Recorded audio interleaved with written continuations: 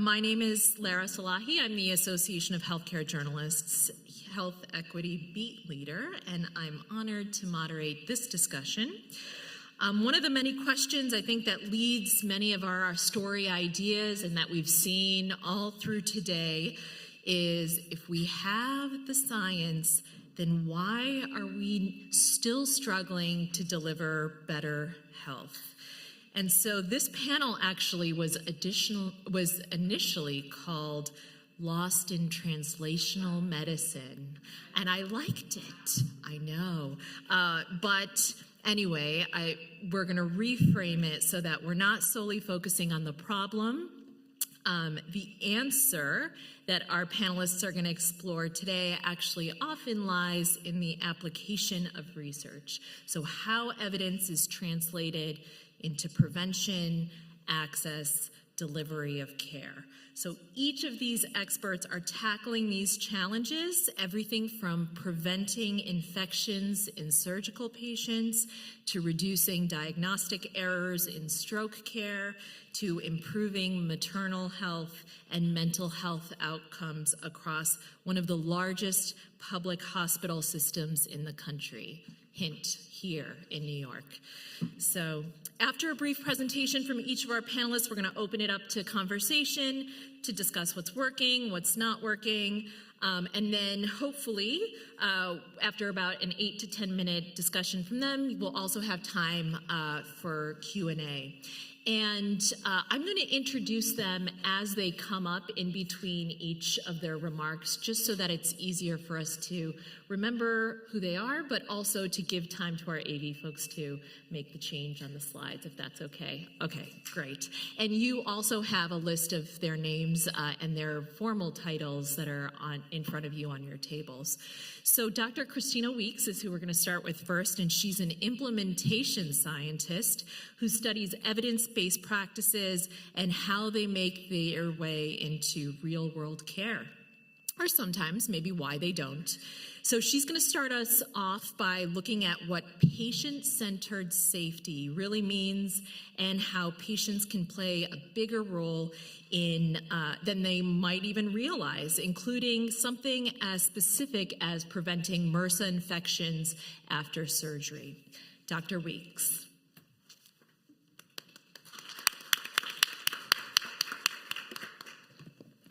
I'm the shortest of the three of us, so I will cue you all to change the mic when you get up.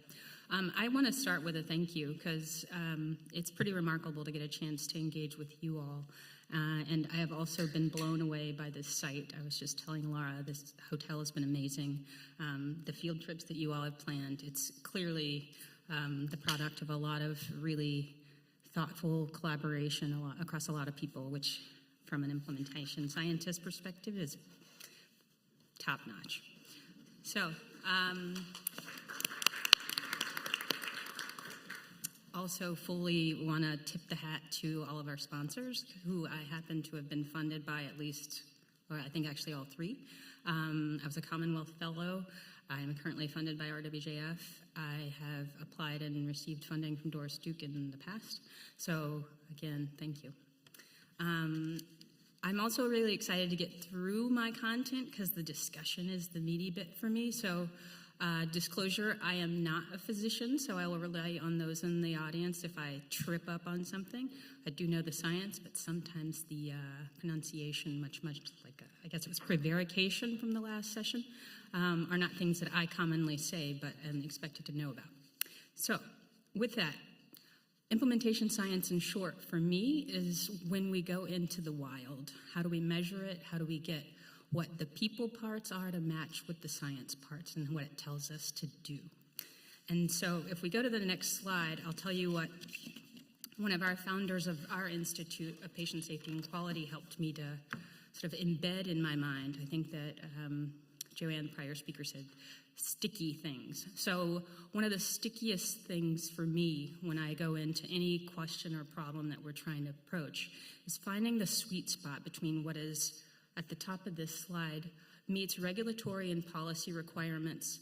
Also, at the opposite end of that spectrum, meets what local wisdom and the local market would tell us is required for that to make sense for them. and then we toggle between on either other sort of east-west part of that slide what is scientifically sound but absolutely feasible or practical for us to accomplish. Sometimes what ends up happening is that we know that we can get what is required to meet the law, and then we can get it done, right? That's where that X indicates. We can do that, but it might not be scientifically sound or what actually the practitioners or patients want. What we'd like to do is land somewhere square in the middle. So, next slide.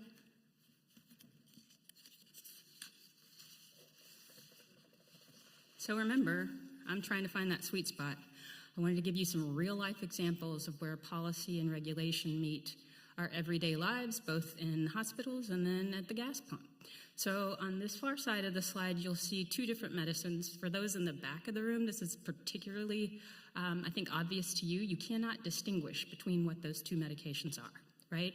This was an actual photograph some years ago, admittedly, from one of our ICUs. And we expect clinicians to do what? Give the right medication to the right patient, the right time, every time. Now, one of those is a blood thinner. One of them is an antibiotic.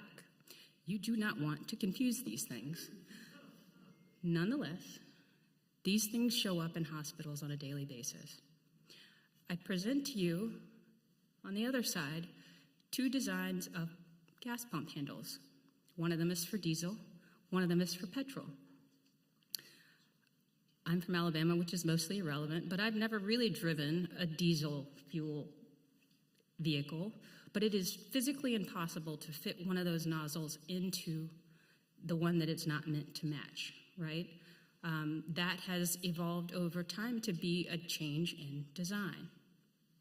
That matters because, again, remember that sweet spot, the regulation made it possible for this design to show up at a gas pump, yet we had this other thing happen in hospitals. Next slide.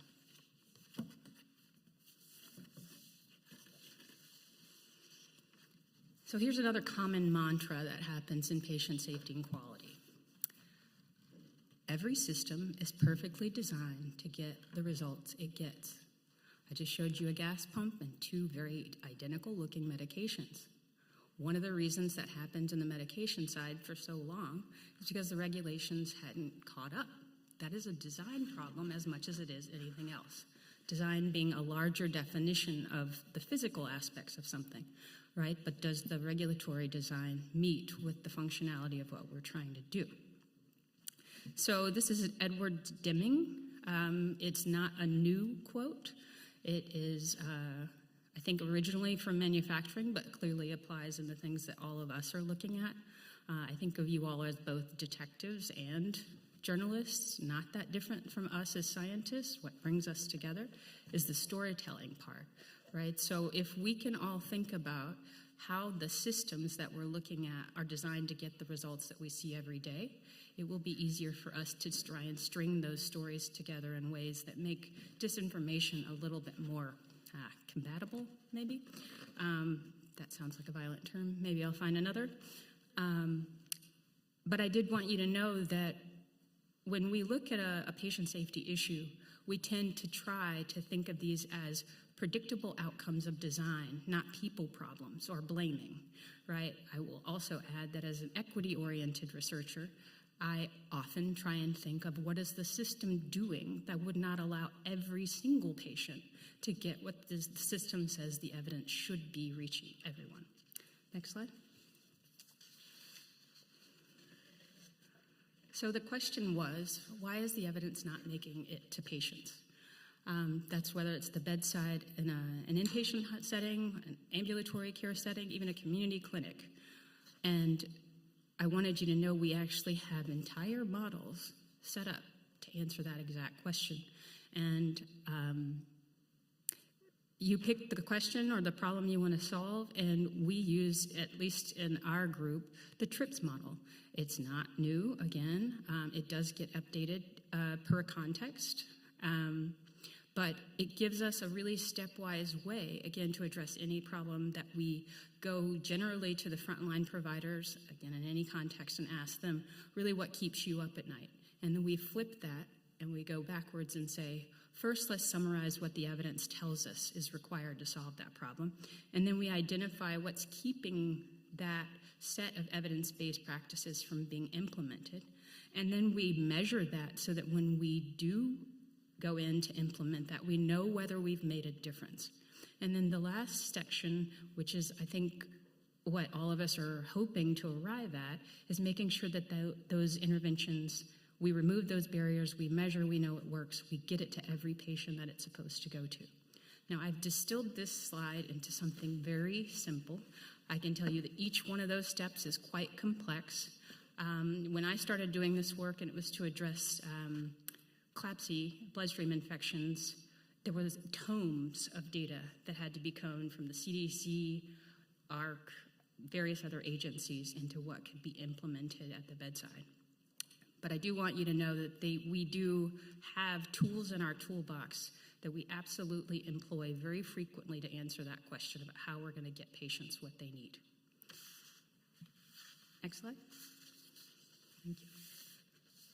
So here's the part where my tongue is going to get tied, and you're going to all nod and tell me I've done a great job. So, papers. This is a background for a project that we actually did implement that included patient involvement that yielded us and patients, I think, better outcomes to prevent this particular infection with this Staphylococcus aureus. It's a major cause of surgical site infections. Overall, it causes 17.5%. It's the source of 17.5% of the staph infections. For surgical site infections. That's the causative organism for the ID docs in the room. And among high-risk surgeries, it makes up 38.6% of the SSIs, and among the orthopedic and spinal procedures, and 27% of the SSIs for cardiac procedures. Next slide. I'm going to speed us up because Lara's got this amazing countdown thing next to me. So, and then it'll get us to more discussion. But I do want you all to know that on this slide, it indicates what the burden of Staphylococcus aureus is in causing these SSIs. And what I want you to appreciate is that it is a very commonly occurring infection in communities, and that we have to think about ways about not only what do we do once a patient is inside a hospital or inpatient setting, but what we can do before they arrive. And that is where the part where we included the patients are. This slide, which I'm going to kind of graduate into the other one because I want to walk you through in my 11 seconds, is that it does increase the burden of disease. And one of the other tools that we have in our toolbox is that we often try and count deaths, dollars, and days, right? What does it cost? How many lives does it cost? How does it extend your stay? So what did we do? We thought, we're going to have to, next slide, we're going to have to educate our patients before they come in and have them feel some sense of ownership about, if we know that you come in and your skin or some part of your body is colonized with MRSA, how could you at home do something like bathe with chlorhexidine before, and that you might swab your nose and identify or detect that and then treat that infection or that colonized part of your body before you come into surgery. And then we do it again when you come in, because we know some patients can or won't or don't get it or whatnot. But it was an opportunity to engage with patients on being a part of that prevention. Next slide. So this is one of my favorite slides that has nothing content-oriented, but I think it illustrates the dilemma that we all face. I say that as a patient. I say that as a practitioner. I say that as an audience of the things that you all write. But it illustrates to me that risk that all of us take, right? When we reach out to providers and hope that they're going to catch us, because at some point all of us are in that position. We are always in that position with our loved ones, and that I hope that as the scientist, I am the person that is able to help catch. With that, I will yield, and then we'll move to the next speaker, I think.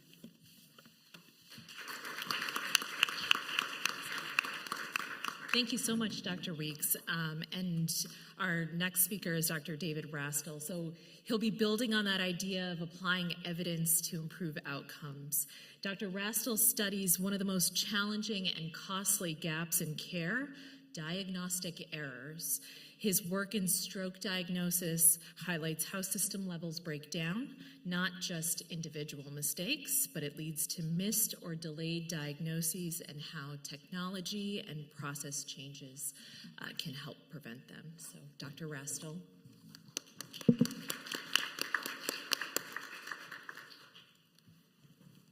It's such an honor to be here at this moment in history where we stand at an inflection point, multiple inflection points. We have artificial intelligence, we have the rise of misinformation. And as I listened to all the talks today, I heard a through line. We are people fighting to bring the truth to help others. That's what we're all trying to do, and that's what misdiagnosis is about. Click this, right? Yeah, the big green one. Yep. So, let's talk about one of my personal heroes, Ignaz Semmelweis, who some of you might be familiar with. Ignaz Semmelweis was a scientist. He made an observation that 18% of people in his maternity ward were dying. Then he hypothesized that maybe, just maybe, the surgeons with their arms deep in cadavers, who then put their arms deep inside pregnant women, might be the cause. But then he took it a step farther. He tested that hypothesis. He made every single surgeon wash their hands. He gathered the data, and it went from 18% to 1% mortality. Okay. So what happened next? He had the evidence. He was fired from the institute. He was put into a mental hospital, and then he was beaten to death. That part of the story is normally not included. So, Semmelweis proved this back then. When did we start washing our hands? So, the U.S. issued its first national guideline in 1985. I was born by a cesarean section in 1984. They did not have to wash their hands. Why didn't the evidence get to help me? Bacteria are invisible. You can't see them. And the way this was framed, it made the doctors feel like they were at fault. And it requires this giant change in human behavior, which is always really difficult. What is today's bacteria? What is today's problem that's going to kill the loved ones of almost everyone in this room? And the answer is misdiagnosis or diagnosis. It has the same problems as the bacteria. Diagnosis is a super complex process. This idea that you're going to walk into the ED and they're going to know out of millions of diseases what you have and what you need in that moment while they're taking care of 6 other people, a gunshot wound, a heart attack. It's absurd. It's absurd. It's a false narrative. And more importantly, when you get the wrong diagnosis applied to you, that's invisible. You don't know. The doctor doesn't know. No one knows. The healthcare system doesn't know. So it's an invisible harm. And we're going to be talking about stroke. And this is something that I do very frequently. I actually did it on the ride here. My wife can attest to that. People come in and they have these questionable symptoms, and a doctor has to say, do I think it's a stroke or not? And if they do think it's a stroke, you end up with an MRI, which says yes or no to stroke. But if you don't think it's a stroke, you get sent home. And a lot of those patients, especially the ones with posterior strokes, which are more complicated, might get paralyzed or die in their sleep. But guess what? It never gets linked back to something that could have been done when they were in the hospital. We don't know. The medical system doesn't know. So our group proved this. We found evidence despite everything trying to cover it. But just like Semmelweis, it wasn't getting through it. So what is the solution we can do to bring evidence directly to where it's going to help people, which is the same thing that all of you are fighting to do, to bring truth to make it a better world? Why is it so difficult? Well, just like with the bacteria, misdiagnoses are invisible. Just like the bacteria, frequently it's framed that the doctor made a mistake. And just like with anything, getting people to change their behavior is a giant lift. That's exactly what Dr. Weeks was just talking about. So our solution is mindful technology. What we've done is we've used our very sophisticated studies of neuroanatomy to then generate bedside biomarkers that are completely explainable and understandable. We then developed technology that gets those bedside biomarkers all the way to experts at Hopkins so that we can get back those diagnoses to EDs across the country. And like I said, we did this on the Uber on the way here, she saw. And a really cool thing happened. This all shut down during COVID, and then I was there, and I was the one who reopened it. And this was the very first patient that we got to see. This is a 70-year-old man who, whenever he stood up, he would get super dizzy, and when he sat back down, he'd feel fine. He waited in the ED, as many of us might, for 16 hours. And they said this is probably a blood pressure problem, which is what it sounds like. And he was kind of about to be sent home, but this tele-dizzy program, the thing I was just talking about, got initiated. And by getting that data to me, I told them, no, something really bad's going on here. Get him an MRI right now. And he was in the middle of a stroke for that whole 16 hours he was sitting there. Had he stayed at home, he would have had something called locked-in syndrome, which doesn't kill you, but it's probably worse because you can only look up and down, and that's all you can do. With that, you can't even control a mouse with your eyes. He's totally fine. And so, what I'd like to say at the takeaway of all of this is that technology allows us to get the truth into a clinical practice and bypass a lot of the barriers to that. Because when we said, look, you have to do this really complicated eye movement thing and 26 things you don't know how to do, ED doctors who are already doing a billion things, that doesn't help them. And they don't want to believe they're making a mistake, and they don't see they're making a mistake, so we're back at hand washing, right? But if they can just press a button, and then somebody comes in and says, this is definitely a stroke, or you're totally safe to send them home, that's a great button to press. Make my problem go away. And so this is the way mindful technology can really, really help get evidence to help people, to get the truth to help people. And one final point I'd like to make, I cut the slide because I was told I was going to be over time, which doesn't appear to be the case because I talk very quickly, is that the reason misdiagnosis needs to be solved right now is because when we train an AI system, which is what I do my research in, it learns from the data. It just is the data. It becomes living data. And in what I just showed you in that stroke example, when you train one on, do you want to admit the patient or discharge the patient? Well, sometimes you admit the patient and they didn't have a stroke, so that's an error. But when you discharge the patient, it's always correct. So over time, the AI just learns to send everybody home. And when you make an AI like that, it's going to save a lot of money, and it's going to kill a lot of people, and we won't know it's killing a lot of people. So the Terminator is going to come for us, but it won't be with a big red eye and a big gun. It's going to be this silent thing that happens. And so misdiagnosis is way under prioritized because it's an invisible problem. Technology can make it visible. Technology can solve it. Thank you so much. Thanks for having me here. Thanks for all the wonderful people, including my world's best postdoc, who's the best human being I've ever met other than my wife, my boss, Dr. David Newman-Toker, and all of you. And please feel free to reach out if I can ever help.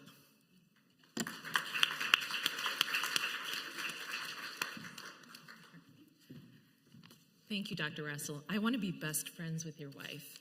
I do. And speaking of solutions, finally, we're going to hear from Dr. Wendy Wilcox, who leads women's health for NYC Health Hospitals, which is the largest public health system in the nation. She's driving 2 brand new ambitious initiatives that are aimed at improving maternal outcomes and mental health. So it's only 2 weeks old, so brand new on the news cycle here. The maternal home program and the new baby box initiative. So it's just 2 weeks old at the time of this panel. So Dr. Wilcox.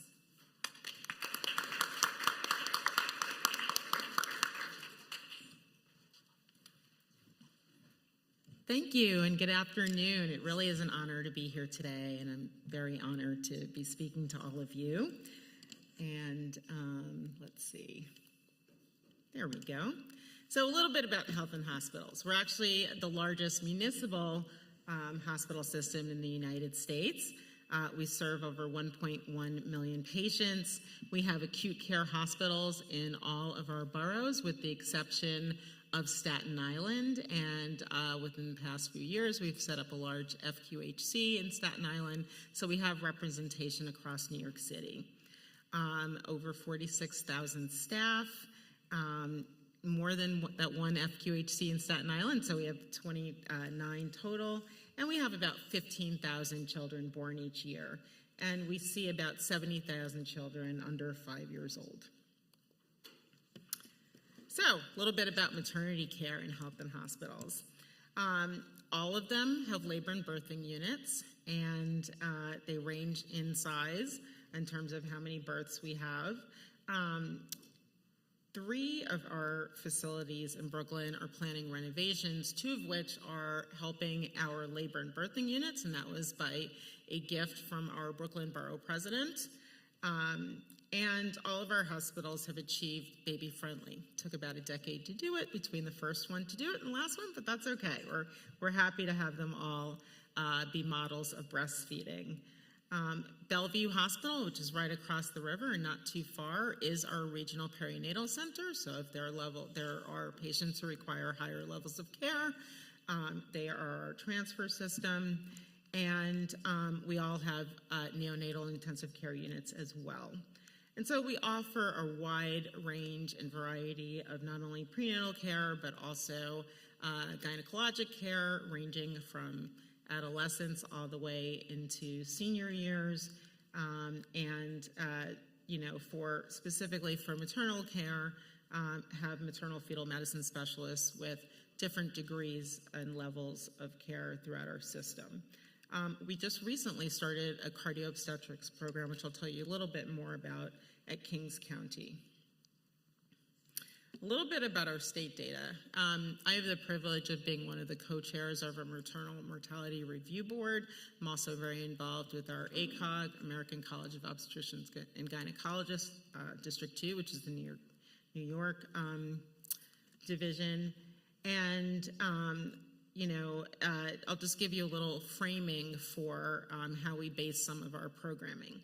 So New York State's overall pregnancy-related mortality ratio, or the PRMR, and this is for 2018 to 2020, was 18.5 deaths per 100,000 live births.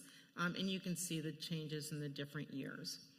For every single parameter, Black non-Hispanic women had the highest pregnancy-related mortality ratio. I know you're all aware of the maternal mortality problem in the United States, and we, too, are very focused on that here in New York City. And so it's among all races, for every educational level. Normally, we would think that education and economics would be protective. They are not in this situation. For every level of BMI, for both vaginal and cesarean deliveries, and for both Medicaid and private insurance. When we look overall at the entire population, we do know that higher mortality ratios were observed among women who are greater than 40 years old. The graph goes up pretty dramatically over the age of 40. Those who were in Medicaid did have a higher rate. Who gave birth by C-section and who lived in New York City as opposed to rest of state, which is out of New York City. This is actually, when I looked in preparation for this talk, there's actually a new report that came out for New York State that includes 2021 data. It's always a retrospective analysis, so we're never quite along with the year that we're in, but the most recent data is 2021. And as you can see, mental health conditions pretty much across the board ended up being the top cause of maternal death. Now, this is looking at deaths within 1 year of the ending of a pregnancy, no matter when that pregnancy ended. So whether it was a preterm birth, a late-term birth, it doesn't really matter. You measure from the time that the pregnancy ends until 1 year later, and you look at all the deaths in the cohort with that. Just a tiny little deviation. So when we look at that cohort, we do look at those that are pregnancy related or deemed by a committee to be thought to be really related to the pregnancy, and those that are pretty much all causes or not necessarily related. But as you can see, all of the categories had mental health conditions as the #1 cause. When we look at the timing of death, we see that most of the deaths are occurring not while people are pregnant, but in the days after the delivery. And so more than half the deaths, and some graphs will break it down even more in terms of looking at the day of delivery and then the day after delivery, but most of the deaths are occurring between the day of the delivery and up to 1 year postpartum. And so when we were looking at how to address in New York City Health and Hospitals the problem of maternal mortality, especially in New York City, we had this information, and at the time, we knew that about 30 women were dying in New York City each year due to a pregnancy-related event. So we formed this program called the Maternal Home. It was specifically to deal with severe maternal morbidity and maternal mortality in New York City. And we realized that there were a few reasons why some of these deaths were occurring. There was a lack of outreach to connect new parents to community support, to connect patients to specialty care, lack of social supports for obstetric patients, lack of care coordination among providers that hindered the delivery for appropriate care. And also, we realized that patients with chronic conditions were more at risk, and so they needed continuity of care, especially after the pregnancy, and connecting them to primary care. So the Maternal Home Program was started about 5 years ago, and it really became the delivery care model at all of our hospitals, and it was really to provide comprehensive wraparound services to pregnant people who were in need of extra support due to clinical, behavioral health, or social determinants of health. And basically, the program uses licensed social workers and other care coordinators who are non-licensed to provide supplemental care across the system. This is Tier 1 services, pretty basic level of care, and all the patients who are referred to the maternal home will get this, and they'll help, they do standardized assessments, they'll help with birth planning, and they'll check in with the patient in the postpartum visit. Beyond the level 1 services, there's elevated risk and higher risk patients. The level 1 typical risk might be a 1 visit, and then that's great. They'll check in on you, but they'll make sure everything's okay. But Tier 2 and Tier 3 are much higher levels of contact for the maternal home team member and the patients. They each have a cell phone. The patients are able to text them. They'll go talk to the patient if the patient's in the hospital, even if admitted. They'll go see them, and they will really make sure to connect with the patient and make sure that they are involved and the patient knows how to get in touch with them for anything that they need. This is just our data from 2021 to 2024, and I'll tell you that there are 2 independent levels of analysis going on. We have teams from NYU studying the program.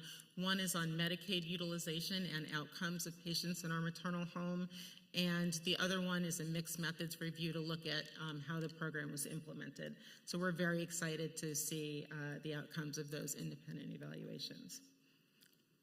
The next one I'll just highlight is a call to action by the American Heart Association and AHCJ, basically tying together some elements that can happen during a pregnancy, some conditions, and letting people know that they might be at risk for higher cardiovascular outcomes after the pregnancy. So we know preterm birth, any hypertensive disorder of pregnancy can make people more at risk for stroke, heart disease, etc., remote from the birth. And so really, we needed to get the word out, and the program that was started, which is the Cardio OB program at Kings County, is set there because Kings County serves our largest population of Black non-Hispanic patients, and cardiovascular disease, even though you saw mental health was a top condition among all maternal deaths, for Black non-Hispanic women, cardiovascular disease is also a top cause of death. And so we used that logic to then place that program there. And here's an example of our patient and our lead cardiologist for the program. And lastly, I'll talk about, this is research that came out of the National Diaper Bank Network. And basically, it's research that ties diaper insecurity to higher rates of maternal postpartum depression and anxiety. And the New York City Health and Hospitals team partnered with City Hall to launch baby boxes at the 4 facilities within Health and Hospitals that serve, or that have the largest numbers of births. We're really excited about this. This program, we just started distributing the baby boxes within the last month, and so more to follow with that. This is basically considered a pilot of the program, and we also have an independent evaluation going on about that. And with that, I'll say thank you very much.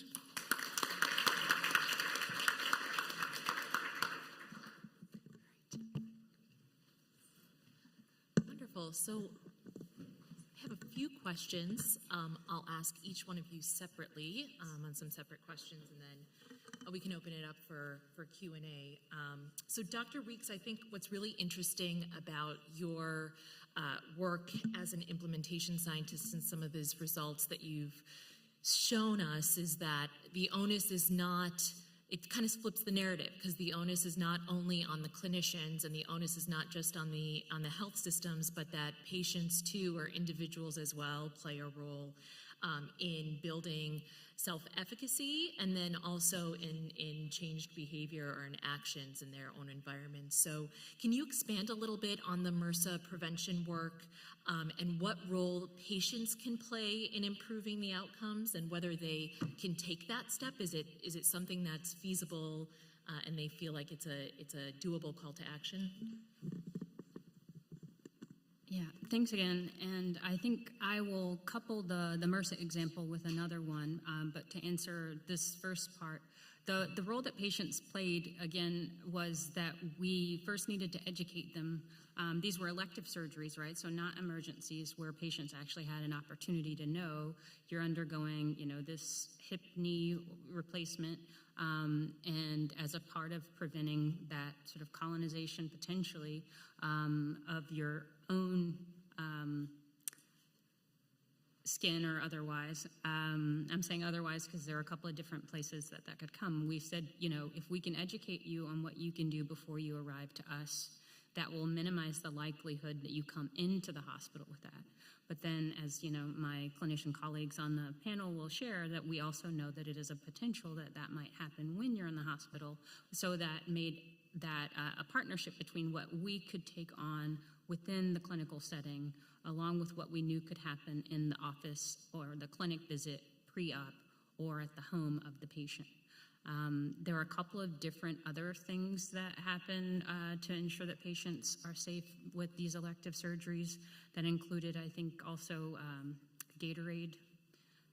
There's some scientific evidence that suggests that helps with glucose control, which is another risk of infection. But then, people don't generally have chlorhexidine on hand at home, and so we had to educate them on how to do that. The other sort of even more simple application about partnering patients, families, and their caretakers is a paper that an ICU nurse colleague of mine and someone else published about 10 years ago. And it was something called the Family Involvement Menu. And it came from this nurse who we were doing another implementation study with, discovering that there were many times that, particularly in the ICU, there might be a caretaker that would just be sitting in the corner of the room every single day watching clinicians come in and do different things, sometimes nurses, things like bathing or oral care. And this ICU nurse said, look, you know this patient better than I do. Would you like to contribute? And that just changed the experience for a lot of those folks that were coming in every day. They had a bit of terror, right? The ICU is not a fun place to be, especially if you're alongside a loved one, but it gave another opportunity to say, all right, you definitely need to touch this patient. This patient would benefit from knowing that you are here. But here are also some opportunities for us to hold hands across safety and centeredness. And so I think, again, it is towards Lara's prompt. There are opportunities for patients to not only feel empowered, but actually be an active participant in ensuring safety, including with ambulation or, getting the patients out of bed, or even knowing what side they like to get out of the bed, right? So those are some of the examples that we continue to, or I in particular, try to consider as we design any new implementation. Thank you, Dr. Weeks. And I encourage all of you, if you have questions, to submit them now through the QR code as I ask a couple more before we turn things over to you. Dr. Rastel, I wanted to mention one point that I thought resonated with me in your discussion. You said that diagnostic errors are often invisible to the public, which is oftentimes what my editor says when they're killing my story. So I'd love to know, not to put you in the role of the journalist, but how should journalists really think about covering diagnostic errors maybe differently from other medical errors? Yeah, I think other medical errors are sort of nice because they're obvious. If a doctor cuts off the wrong leg and the patient wakes up, instantly we need to figure out what happened. But when someone is misdiagnosed, and especially, even when that results in a death we don't frequently know, but especially when it doesn't, then the person goes on and has the symptoms. And then they go to doctor after doctor after doctor, and all those doctors tell you, oh, I know what you have, you're gonna be better in 3 weeks, and then they're not. And so they distrust doctors. I call that chronic misdiagnosis. And so there's a lot of people bouncing around. I see people who've been sick for 10 years in my clinic and instantly know what's wrong with them, but it's because it's this really niche neurology, even though they're common problems. So I think you should cover what the patients experience. A lot of what we were talking about earlier when we were talking about medical misinformation is that when healthcare is failing people, then people start to go to alternatives, right? An easy answer. So I think just, saying like, do you feel like you're misdiagnosed? Do you feel like something's going on? Actually, that happens all the time. So I think something like that, trying to raise the visibility key stories help. But also what we just really need to do is we need to, as physicians, change the culture to not say you always have to get every diagnosis correct all the time, which is literally a thermodynamic impossibility, but to start tracking our diagnostic errors. So what I do is I actually say, if you have this, this is the joke I say to all my patients. I say, unlike other doctors, I'm capable of being wrong. And this is especially when they don't trust you. And then I say, and what we're going to do is I'm going to say, if I'm right, and if you do what I say, I predict something 6 months in the future. And then when that comes true, that's the proof. And if that doesn't come true, that forces me to do better. And I track my diagnostic accuracy. It's in mid-90s. But anyway, so I think approaches like that to try to get it into patients' minds. Excellent. Thank you so much. And then Dr. Wilcox, I think one thing that resonated with me is thinking about these solutions.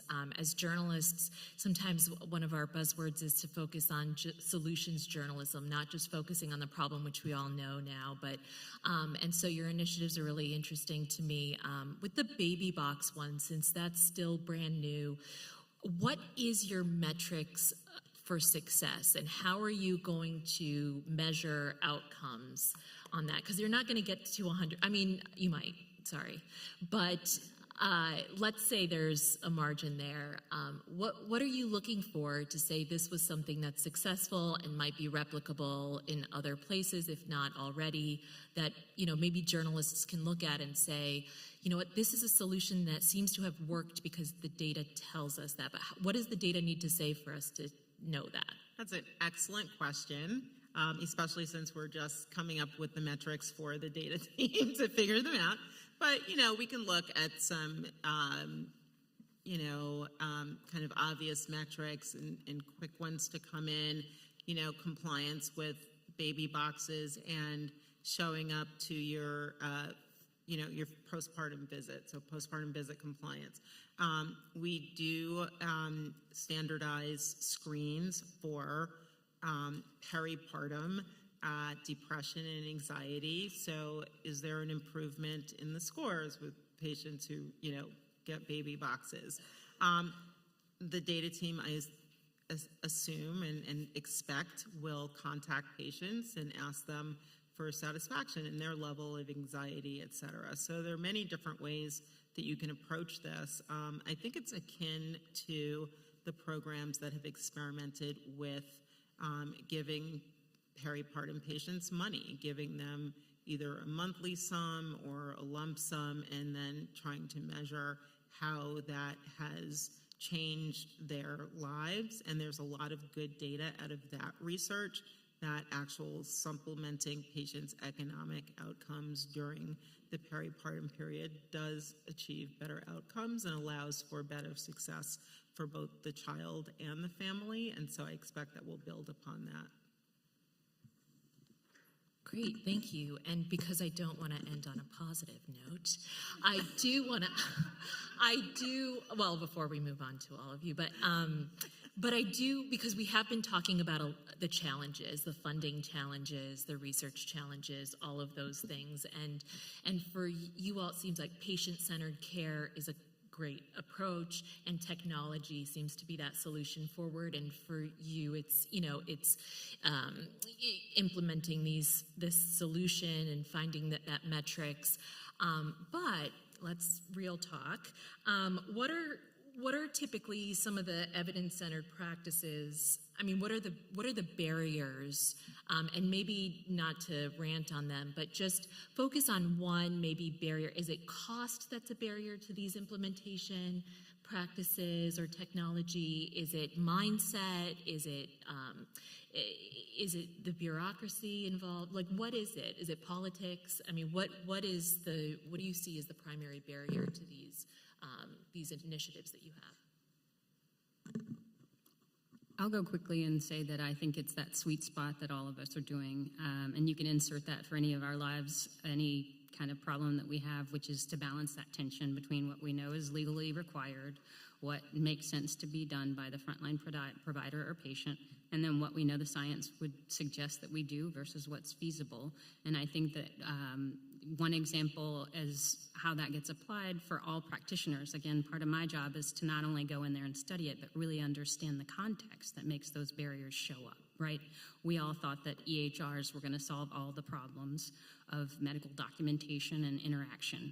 We now know that doctors spend more time in front of the screen than they do interacting with the patient.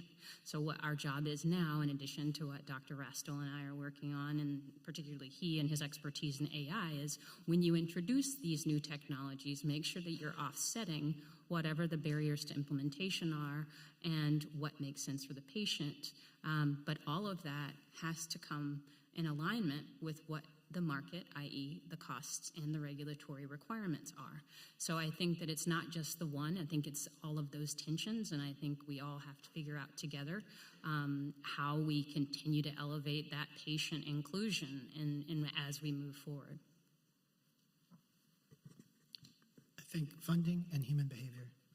So right now, obviously, we're in a funding debacle, and especially if you want to be someone who highlights problems like misdiagnosis, nobody wants that, right? People want, something positive, and so I think that, changing human behavior around that, the way to do it is actually much less scientific than the rest of this. We found when we go into a new hospital with teledizzy, we just need to find who the champion is, who loves this, is a positive person, and can be a local leader.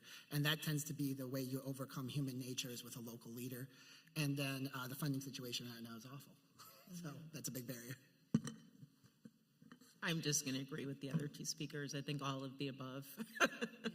Yeah, funding is obviously going to be a challenge in these times.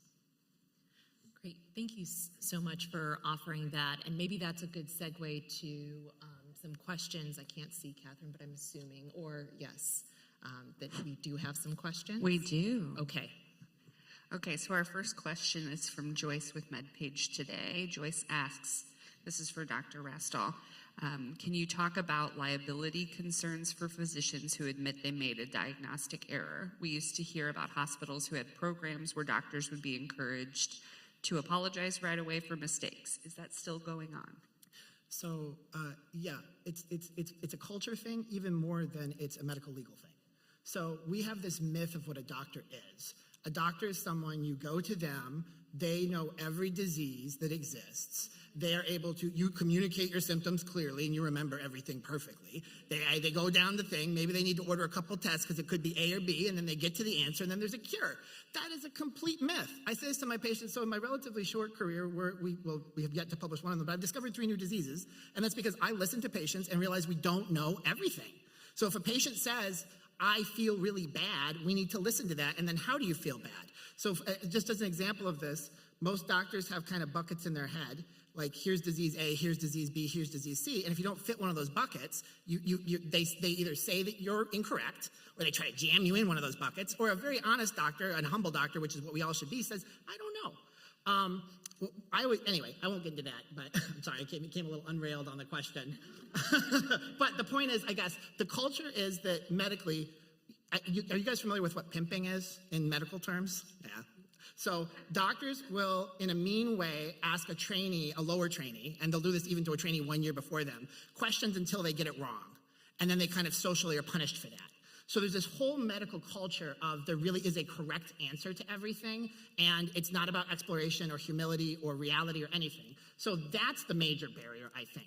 There is also a medical legal barrier. So like, for instance, one time I included the word misdiagnosis in an IRB and triggered some lawyers, and it was like a whole year. And at the end of all of that, I changed it to diagnostic journey. Sailed right through, no change anything. But to add to that, though, do you also think that that there's a patient culture there, too? So if a person does come, I mean, they're expecting answers as well. And so if there's an I don't know or let's explore this together, it has sort of a loss of confidence a bit, too? Or yes, no? yes. But I think the doctor can reset that. So, as a doctor, you can set your patient's expectations right when they enter the room. So what I always do is I say, look, neurology is not like a solved field. The brain's super complicated. What we're going to do is not give you a final answer. What we're going to do is collect puzzle pieces. Each of those is a real fact. And that's just like science, right? Because I think there's some confusion. Oh, we learned something additional and that washed away all the old science. No. We put down a puzzle piece and we saw Mickey Mouse's ear. We put down another puzzle piece and we saw Mickey Mouse's face, and we might have assumed this is going to be a puzzle about Mickey Mouse. But then we put down some more puzzle pieces and it was a billboard of Mickey Mouse, and it's a realistic highway scene. So if you say that to the patient and you set the expectation, that can get fixed. But it's really, you can't say that to a doctor. I have the advantage that I also have a PhD, and a PhD makes you humble. Because no matter how smart you are, you just like, reality's like, nope, you're wrong. And because things are really complicated. But again, the culture of medicine, of this myth of what a doctor is, really needs to change, and doctors need to start tracking their diagnostic accuracy. And correcting themselves. I thought I was great the first 6 months I was a doctor. I'm like, I'm nailing it.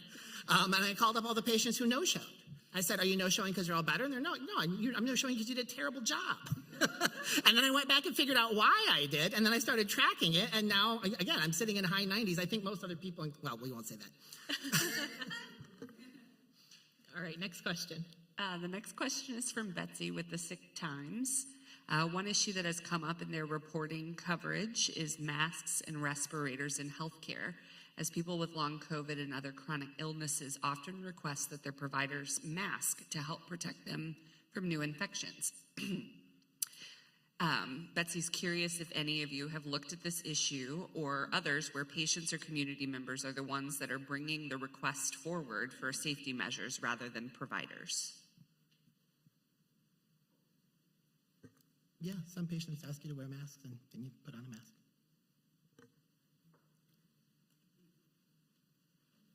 We should always partner with our patients. So if a patient has a concern of any type, you should, treat it authentically. And that could be anything. We have patients who are concerned that a doctor might have a bias, and I'll talk to them about why they have that concern and what I can do to alleviate it. Same thing with the mask, same thing with anything else. And they'll also come with the opposite. They'll also come with, really bad suggestions. And you need to work with them respectfully and authentically on that as well. Question from Rachel. Oh, can I just add to that? I'm sorry, go ahead. No, it's okay. I do know that they're kind of around the time when, COVID, I would say, like, the major fear ended, and maybe a lot of providers were continuing to wear masks, that some patients actually didn't like that. They felt that they couldn't read you, they couldn't really see your expressions, they couldn't really see your face, they didn't know what you looked like, especially if they were a new patient. And so I'm not saying that there are equal amounts. It would be hard to gauge, but there are also patients who do not like when their providers are wearing a mask for those reasons. Next question is from Rachel with the New England Journal of Medicine. Rachel would like to know if there are examples of how/what mental health conditions led to death in the maternal mortality discussion. Oh, thank you. So that includes a large bucket of pretty much everything. Definitely substance use disorder is included in that bucket. And for the pregnancy related is the cause of the largest number of deaths. So in fact, the New York State Department of Health about a year or two ago, put out an alert to all providers that, addiction to opioids was a large cause of maternal death, and really putting a toolkit together for providers to give patients naloxone kits, really educate patients about it, and to have a specific, look, special attention paid to it, so much so that now there's a new issue report specifically on mental health disorders and pregnancy that was just released, but not to ignore patients with longstanding mental illness who may be in therapy at the time when they become pregnant. The really annoying condition that still exists, which is everyone on earth is telling them to stop their medication when that really is not what should be done and not what AHCJ recommends. But we will still find some of our colleagues saying, oh, you're pregnant, get off your medication, and many of them should not be stopped cold turkey and are. And so that does put the patient at increased risk as well. Flipping back to substance use disorder, what we'll find is that pregnancy is a great motivator for behavior change. So many women will stop and be successful in that during the time they are pregnant and up until about 6 weeks postpartum. And then stressors in life may happen. Real life starts to come again. And then the motivation is not quite as strong, so they're no longer pregnant, and they may actually go back to using, other substances, but not realize that now they've lost the ability to process that amount, and so go back to the same amount that they were using before they stopped, and then overdosing. So overdose is a large part of this, and so really to get patients into treatment, and there's a large push in our health system as well, where we're really having a concentrated effort on, screening for substance use, not testing, and getting patients into care, as well as peer counselors, even there on the postpartum floor, really connecting them to those resources is incredibly important. Can I just amplify one thing that Dr. Wilcox just did, which I just am so impressed with, and I just want to say that the language matters. She said substance use disorder repeatedly in a humanizing way, and I think in a room full of journalists, I think that is just a critical thing to call out and say thank you, especially when you are saying that that is one of the number one causes of this terrible set of outcomes. And I appreciate Rachel for the question, but I want to put a pin on that and say thank you. Agreed.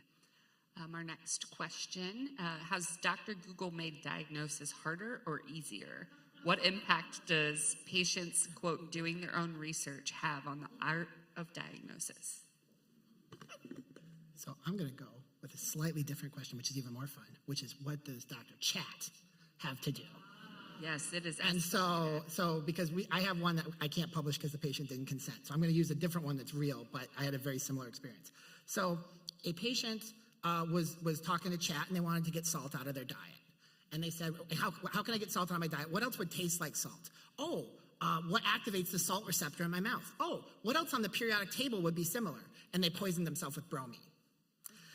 And with what? Bromine, it's like, so salt is sodium chloride. They use sodium bromide. And now Chat was never technically wrong. It does activate the salt receptor. But it also causes paranoia, fear of water, hallucinations, and eventually death. And they were very difficult to treat because they were hallucinating and paranoid. So I guess the answer is that patients will come in with information from all of these sources. And especially with AI, they tend to really trust it over, for some reason, other sources. But whether it's Google or AI or whatever, a really good physician has to say, okay, why do you think this? And then talk through it. and then say, okay, but here's another way to think about that. And if you have the time to do that with a patient, you can completely overcome that. But the other thing that's happening is we have less and less time with patients. And you have to go through diagnosis, explaining that back to the patient, writing the note, and then they come with something from Google, and you're like, come on, man. So I guess those are the burdens, but that's how you can try to mitigate that. Sometimes they come with good ideas, but it's probably 5%.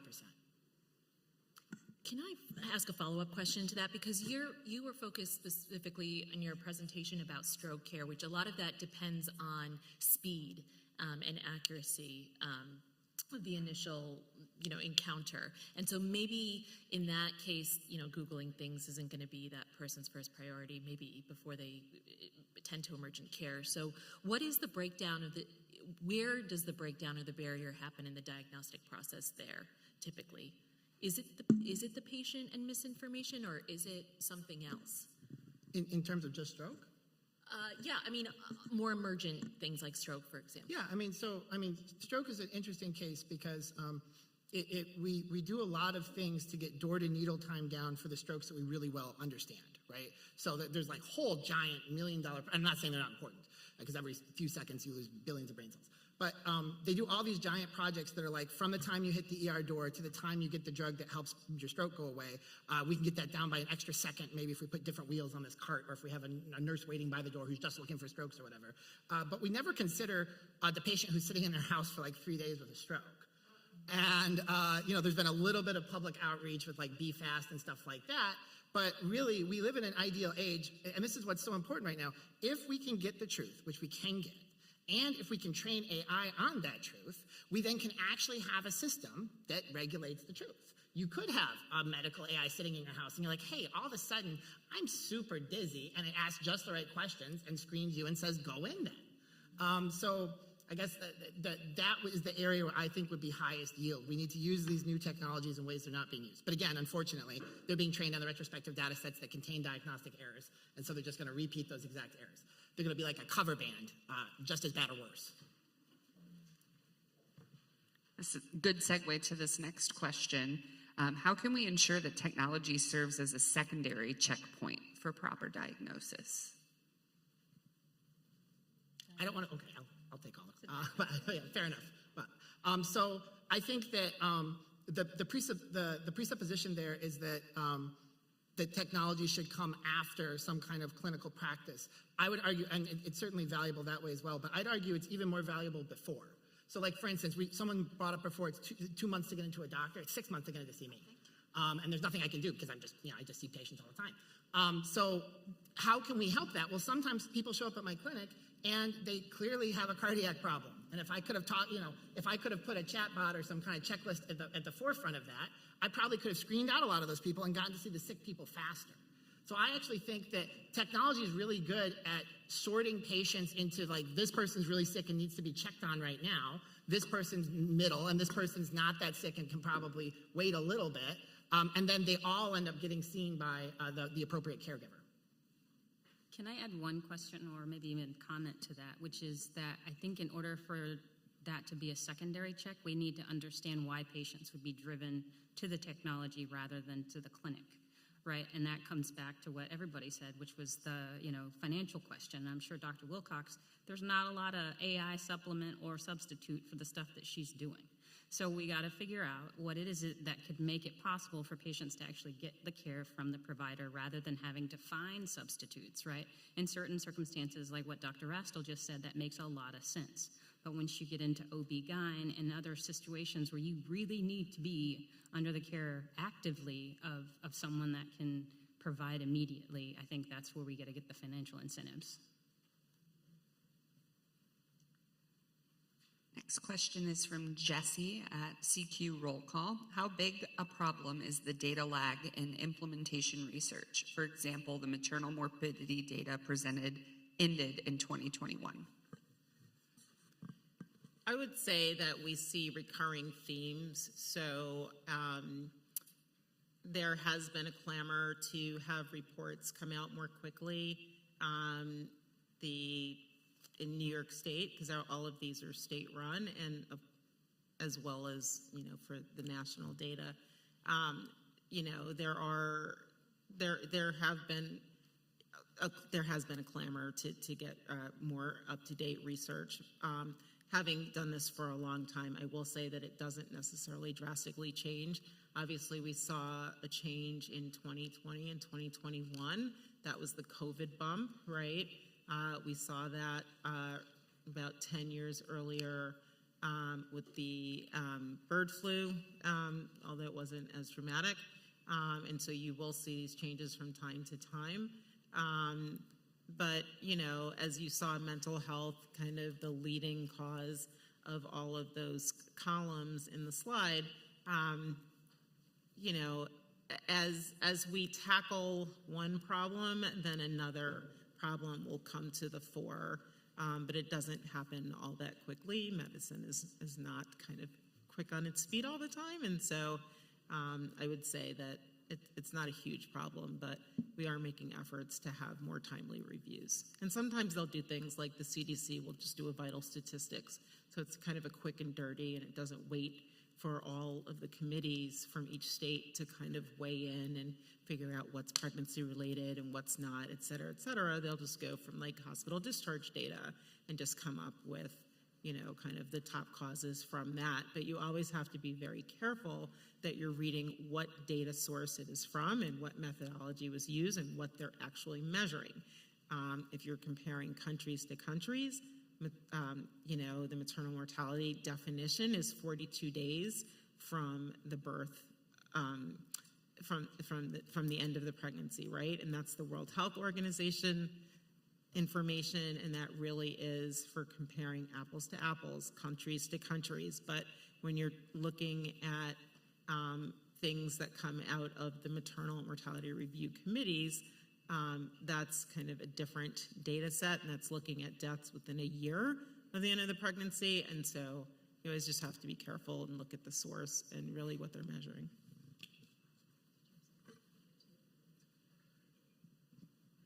Next question is, I'm surprised not to hear more about how culture is an obstacle in implementing findings or simple fixes. Can each of you talk about what you've seen in your careers in terms of the saying, culture eats strategy for lunch? And breakfast and dinner. I'll jump in on that one because I think one of the things I was remiss in amplifying, thanks for the question, is that, well, I did say our biggest challenge is to figure out how we get the people parts to match with what the science tells us we should be doing. And that is another way of saying culture, right, on both parts. And I think Dr. Rastall's already mentioned as well human behavior. I think that's another way of calling out culture. I do say as well with the model that we use, step 2 is to identify barriers to implementation. That is often also where culture comes up. The other thing about my colleagues here on the panel is that leadership absolutely determines culture, and that is one of the reasons that it will eat every single meal a day over your strategy, because if the top of the organization doesn't set that expectation of safety and quality, then it becomes these sort of pockets. And so I'll yield to others, but certainly culture is something that we know is hallmark. And I'll also leave you with, we also know that communication is one of the major contributors to patient safety errors, whether that's electronic or, you know, human to human. There are so many errors that are created through communication, which is a part of culture. Yeah, I mean, one of the problems is really just human behavior. It's how you approach people. So if you approach somebody and say, look, you've been making a lot of mistakes and I have data to prove it, that doesn't really win anybody over. Again, my firsthand experience taking this relatively novel technology and implementation program to multiple hospitals is you find the person who's really excited and thinks it's really cool and is like losing sleep over it, and who has enough local leadership. And they don't have to literally be the leader. Sometimes they can just be the popular person in an emergency department or whatever, but that person is going to carry it through. So I think changes in culture come from changes in human behavior, and we're really wired up to work in small groups and to think of people as friends or leaders. And so I think it's as was said earlier, a community-based approach. Thank you. I want to elevate something that Dr. Weeks said, which is about leadership. And being in a position where you can make an argument for return on investment, especially if you're talking about hospital and hospital systems. And so many hospital systems right now just kind of stop talking about programs and start talking about something a little bit different, which is there's kind of new technology coming out around the area of fetal monitoring. And it's using basically computer algorithms to help the clinical teams see which tracings are okay and which tracings they may need to act on rather urgently. And really what you're seeing is across the country, hospital systems adopting this because it's solving a problem that has stymied people for a pretty long time, which is how do you get around not just individual behavior, but behavior around teams that can create a culture and a system where people don't act sometimes as urgently as they need to. And so it's really looking at ways to, leadership is important there, and also to address the funding issue. How do you make the argument, the elevator speech, the burning platform for someone who controls the purse strings to understand the need and to justify the cost of doing this? And many times the cost is, especially in OB world, dealing with lawsuits and the amount of money, because you can, save a nickel and, end up paying a lot more at the end of the day if you don't deal with the actual problem.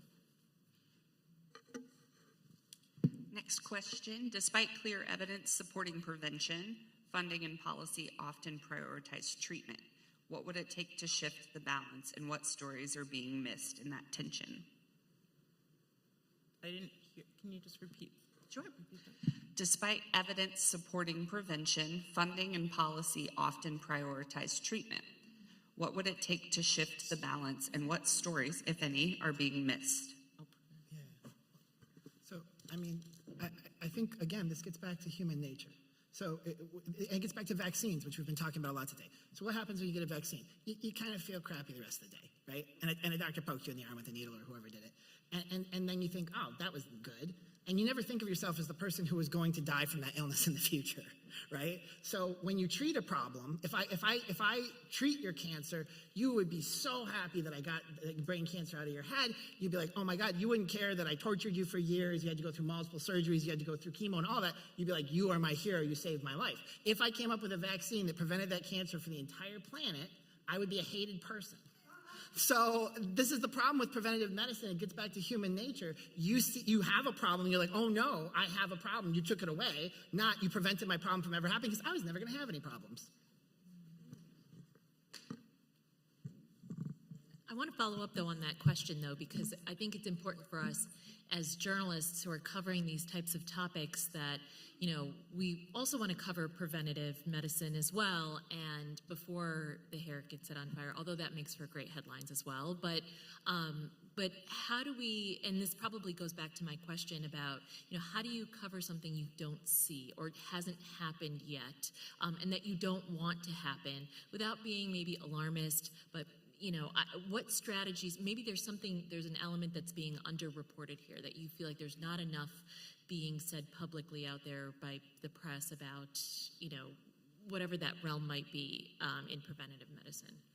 So I think we have two great examples. We have vaccines that are now being criticized and ostracized so that people are not getting vaccinated against some really basic diseases that we saw cause catastrophic illnesses in the not too distant past, as well as for whatever you think about fluoridation, we're about to have a natural experiment of what happens to children when you take fluoride out of the water.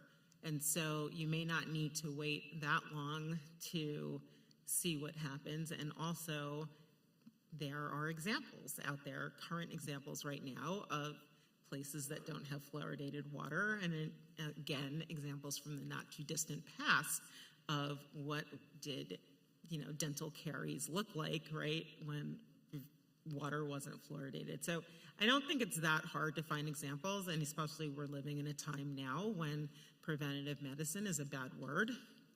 So yeah, there are probably going to be plenty of examples. Can I add in just one thought? I think one of the problems one of the wonderful things about being a doctor is that you get to experience all of humanity because they all come to you.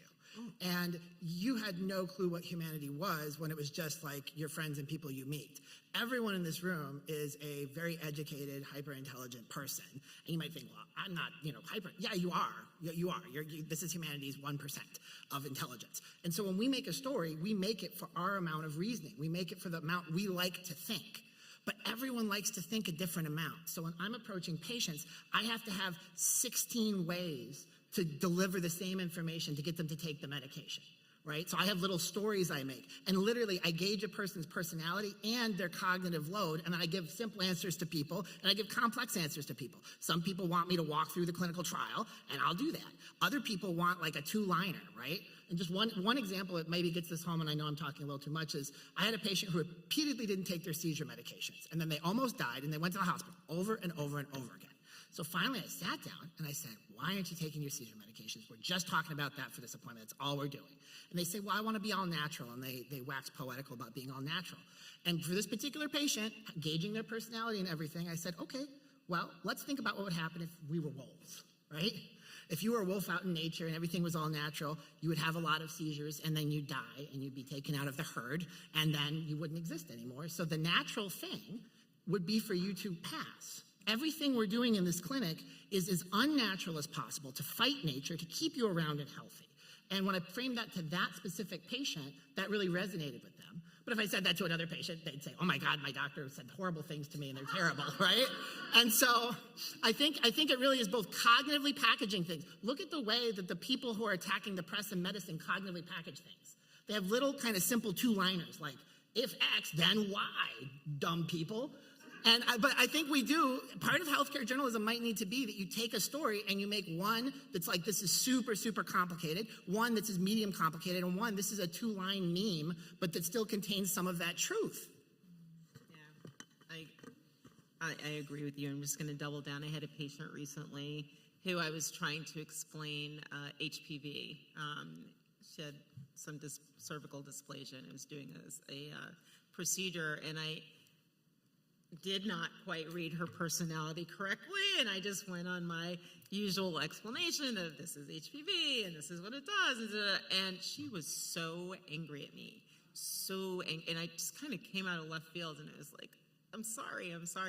And then I tried to look on the internet and just get kind of like a pictorial representation. She was even more angry at that. So yes, there are pitfalls to giving way too detailed an explanation to some people. They really just want the two-liner. And in reflection as the non-clinician up here, but the studier of how the interface between the provider and the patient happens, my response to that is that you really need to consider who your patient is. In each of these scenarios, they've just provided an example of that. And I don't think there's a one-size-fits-all is what I just heard. And I think that's what, again, is sort of like this false myth of medicine, is that you can provide the same of fill in the blank for every single patient, and that's just not going to yield the outcomes that either we or our patients need or want. And I think that it elevates the difference between what a physician or any clinician might think is high quality care and versus what a patient I think is high quality care. Thank you. I think maybe we have time for one more. Or are we I think that's it. Amazing. Okay, wonderful. Thank you all so much for your time.